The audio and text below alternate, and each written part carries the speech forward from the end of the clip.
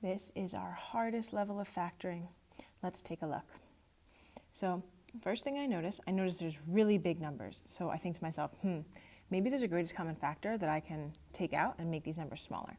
So what I do is I find the smallest number, which in this case is 14, and I think, okay, let's see. The factors of 14 are 1 and 14, and 2 and 7, and that's it. So let's see, does 14 multiply to 105? And the way that I check is that I just do this. I do 105 divided by 14. Now look, I got a decimal. Okay, so nope, 14 doesn't multiply to 105. Let's try 7. 105, look, watch, I'm just pressing the back arrow, divided by 7.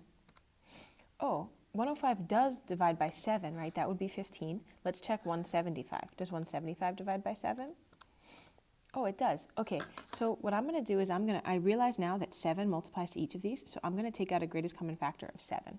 I check, there's not an extra x here, so I'm just taking out the 7. So now I'm asking myself, okay, 7 times what is 14x squared, right? So I know that 7 times 2 is 14, and then I need that x squared. 7 times what is 105? Now look, I just did this, right? I just did 175 divided by 7. That was 25. So look, before I retype it, 7 times 25 is 175. And then you might just remember what you typed, but since I'm a goldfish and I don't remember, right? Then I'm going to retype it. 105 divided by 7 is 15.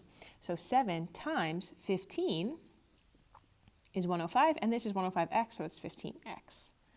Okay, so I've taken out the greatest common factor. What do? I make sure to bring this down. And what I notice now is that I'm ready to factor this. There's no more common factor, right? There's nothing that multiplies to 2 and 15. So I'm going to set this up, and I remember that this times this equals this, right? So I know that this is going to be 2x and x. And I remember that this times this equals this. Okay, so I'm thinking to myself, well, that's just 1 and 25 or 5 and 5. Those are my only options. And then when I multiply this and add them together, I should get 15x. In this case, I notice I have all positives, so I'm going to go ahead and put positive signs here. I'm going to start with 5 and 5, and we'll try it out. 2x times 5, that's 10x. 5 times x, that's 5x. Perfect, and that adds to 15. So there we go. Let's take a look at the next one. The first thing I notice is the negative sign, so I know, okay, I'm going to take out a greatest common factor, and it's going to have to be negative. Now, let's figure out what the greatest common factor here is. This is kind of tricky because 18 actually has more factors, right? It could be 118, it could be 2 or 9, it could be 3 and 6. So what I do is I start with the biggest one. So I start with 18, right? Because I'm looking for the greatest common factor. So let's do 138. Is 138 divisible by 18? Nope. Okay, let's go. So 18 is out. Let's go to the next biggest factor, 9. Is 138 divisible by 9? Oh, still no. So 9 is out. Let's try 6. Remember, I'm looking for the greatest common factor, so I want to start at the top. Ooh, 138 is divisible by 6. Let's try 216. Oh, good. 216 is divisible by 6 as well. So I'm going to take out a greatest common factor of negative 6. Okay, so negative 6 times what is 18? Well, 6 times 3 is 18. And look, this is negative 18, so a negative times a positive is a negative. Now, negative 6 times what is 138? So I know that 138 divided by 6 is 23. So this is going to be 23x. Now let's talk about signs. Negative times what is negative? Oh, negative times positive is negative. And then 216, when I did 216 divided by 6, I got 36. So I'm going to put a 36 here, and let's think about signs. A negative times what is a positive? Oh, a negative times a negative is a positive. Okay, all right, so now I'm set up with this next stage of factoring, right? I remember that this times this equals this, so right away I say, okay, what two numbers multiply to 3? That's just 3 and 1. This is going to be 3x and x.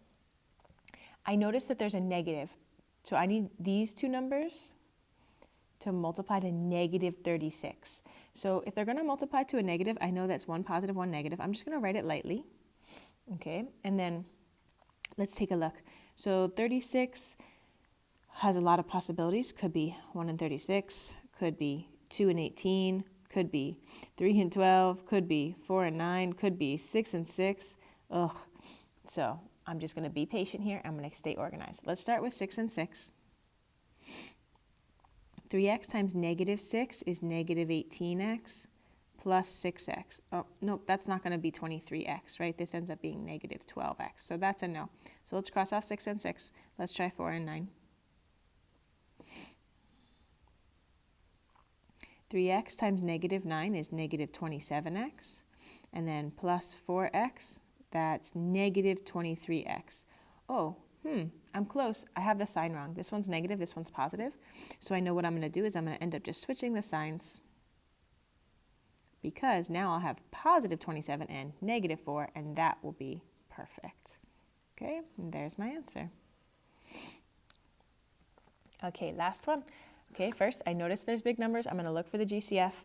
For 20, it could be 1 times 20, 2 times 10, or 4 times 5. So I notice right away 20 doesn't multiply to 92, right? And neither does 10. The 92 and the 48, they don't end in 0, so they can't be a multiple of 10. And then I can check for 5 too. Any multiple of 5 ends in 0 or 5. And again, I can see that that's not the case. So let's try 4. Let's see, does 92 divide by 4? Yeah, okay, that's 23. And does 48 divide by 4? Yeah, 12. Okay, so let's divide by 4. Okay, 4 times what is 20? 4 times 5 is 20. Okay, I just did 92 divided by 4 and I got 23. And then I just did 48 divided by 4 and I got 12. And then here, my GCF is not negative, so the signs are just going to match. They're just going to come down, right? 4 times negative 23 is negative 92. 4 times positive 12 is positive 48. Okay, let's set this up. I observe that I have a 5x here, so I need these two numbers to multiply to 5x, so that's going to be, 5x squared, so that's going to be 5x and x. And then here, I observe I'm multiplying to a positive and adding to a negative. So right away, I know the only way that's possible is to do a negative times a negative is a positive, and a negative plus a negative is a negative. Again, with 12, it's kind of like 36. There's kind of a lot of choices. So it's going to be 1 times 12, or 2 times 6, or 3 times 4. So I'll just start with 3 and 4. We'll see how it goes. 5x times negative 4 is negative 20x. Negative 3 times x is negative 3x. Oh, hey, I got lucky, right? I got it on my first try. Now, had I just happened to do 4 and 3 first, or choose 2 and 6 first, I would have had to try again. That's okay. I got lucky here, and that's it. Okay, your turn to try these 6 practice problems.